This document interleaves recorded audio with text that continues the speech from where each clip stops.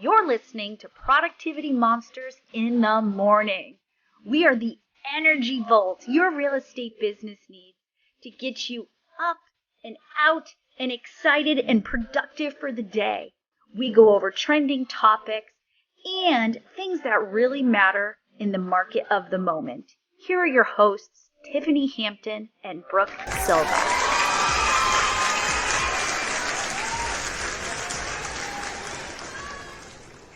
Good morning. Good morning. Good soggy morning. Yeah, I don't know what it's doing outside. It won't make up its mind. I feel like it has rained with an occasional sunny 80-degree day. Are we in April? Aren't April showers bring May flowers? June's supposed to be the best month ever. We're delayed a few months. Haven't been able to mow my lawn. The mosquitoes are ridiculous. I'm like, what is going on? Truth. But it So could be worse. can we talk about something that's a soapbox item for me? And We do a lot of soapbox. Go for it. so here's what is happening in my world. I receive I'm not a homeowner right now. The amount of people who are attacking me, I'm just going to put it like this because that's what it feels like right now. Via email, I don't know how they got it. My personal one, my protected personal one, it is nowhere. They got it. Now that one's ruined. Yeah. And mail and phone calls, and I'm on a do not call, are incredible. Incredible.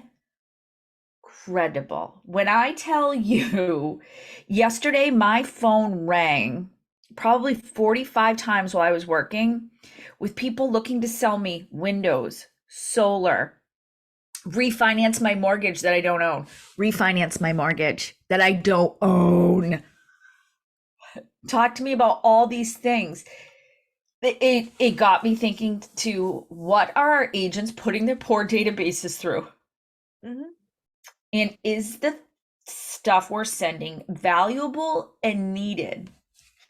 So then I took a step backwards even more because right now everybody's complaint is engagement across the board, across the United States.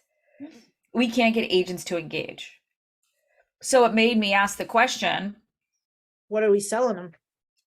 or how are we communicating it? Because value comes from the way we communicate.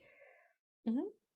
If we are struggling to get people into our classes, that falls back on us. We are not doing the right things. We assume people read the emails, they see the Facebook posts that the market centers are posting about things, and that they understand these things are here.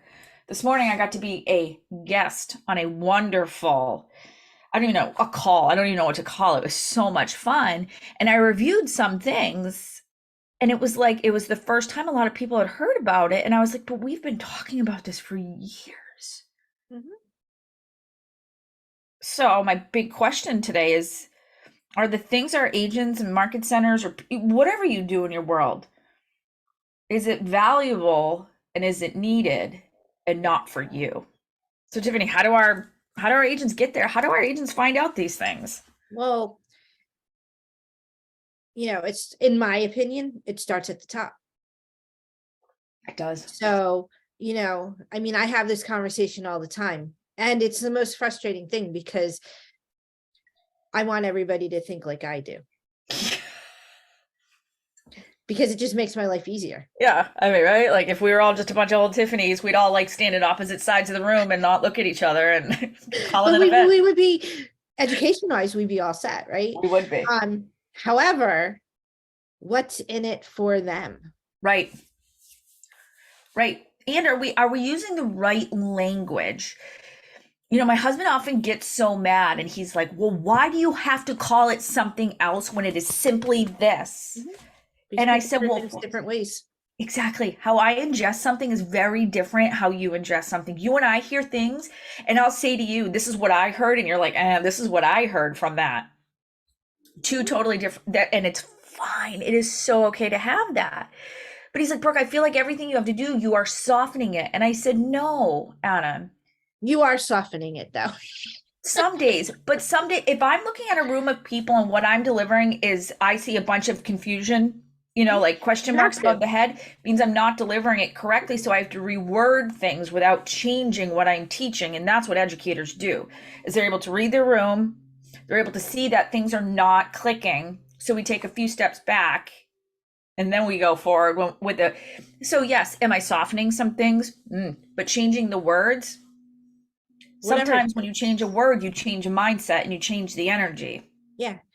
And a perfect example of that is, we run off of a GPS, which used to be called a 1-3-5, right? Mhm. 1 goal, 3 priorities, 5 strategies. In the world of real estate, it's really simple. You build great relationships with your database, you lead generate for either now business or add people to your database, and then you are accountable and you learn and you educate. So creating classes around that, like we have this thing called the 15 protocol. I called it goal surge. Like, so when you think of goal surge or 15 protocol, your brain is going to pick up.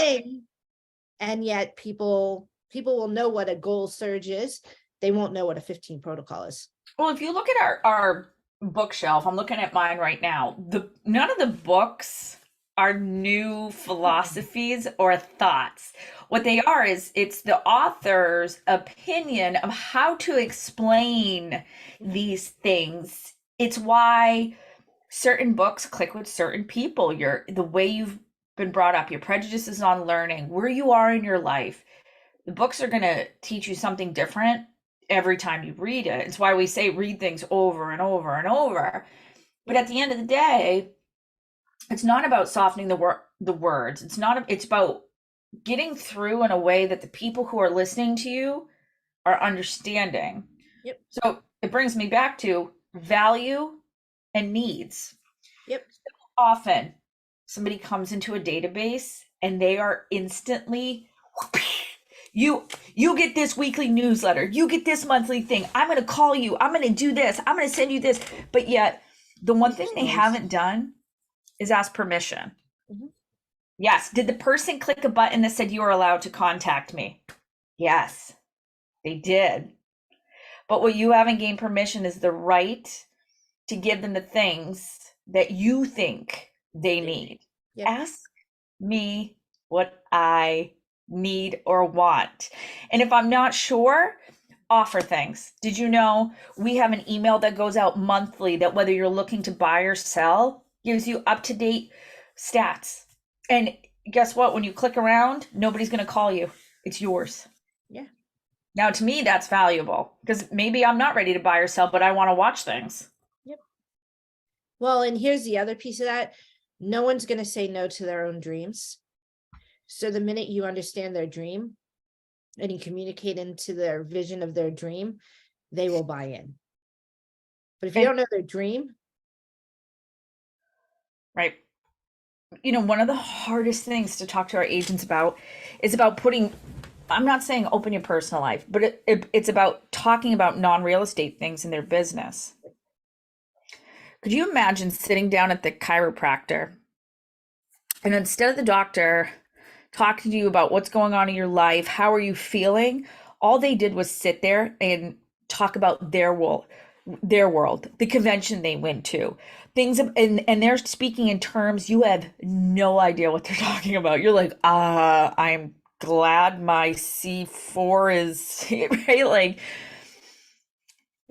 but we do those same things because all we do is barf out real estate knowledge with the expectation that the people want to hear that and they need to hear that and they understand it when they don't. CMAs, I love the Country Music Awards. Yeah. Point, right? Well, and it's feature benefit.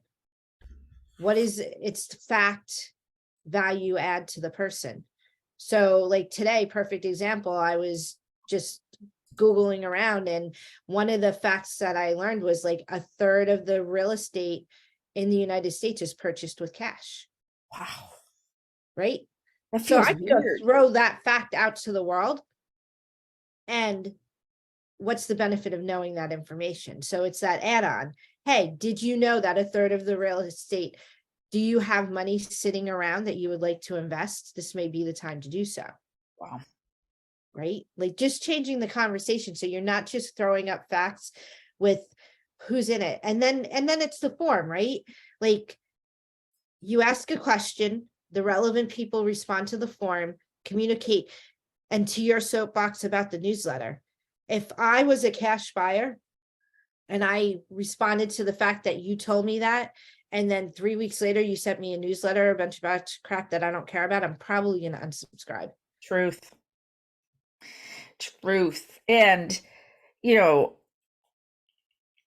agents are spending so much time curating these things, and they call it lead gen. So if you're taking 12 hours a week to create a weekly newsletter and you're worried about open rates, we should be worried about making calls and finding out, hey, if I were to put together a newsletter, what would you find valuable? But don't. Because most people are not reading. Open rates are BS. We know this. Spam engines open them. Click-throughs are gold. Replies are even more. And yes, do we have to stay top of mind in an inbox? But again, we have to ask that relationship permission. You don't know what I want to see. There are many days in my personal email I select all delete because I don't care. Yeah. You know, there's a reason why my Google box is separated by promotions and whatever the choices are. Promotion, social, update. Yeah, because literally anything in social automatically gets deleted. Promotion gets it once over to make sure that something that should be in my inbox is, and then it all gets deleted. Truth. I will tell you though, if I were to give anyone advice at all, is the subject line in the name, having your name and then the subject line showing some form of what you do and how you could benefit me. Because if I do hit that delete button, there is still a subliminal message that goes out that says this person is in this field. Correct. And I'm not saying don't send emails. Right. What I'm saying is it is not select all. Yeah. Be selective. And unsubscribe from an email doesn't mean I'm unsubscribing from you. It just means your stuff is not valuable right now to me. Yep. So think about that. It's not about what you want. It's not about what you think the client necessarily needs. Yes, truth. So, and you know what else? It does make your life easier. It does. It does.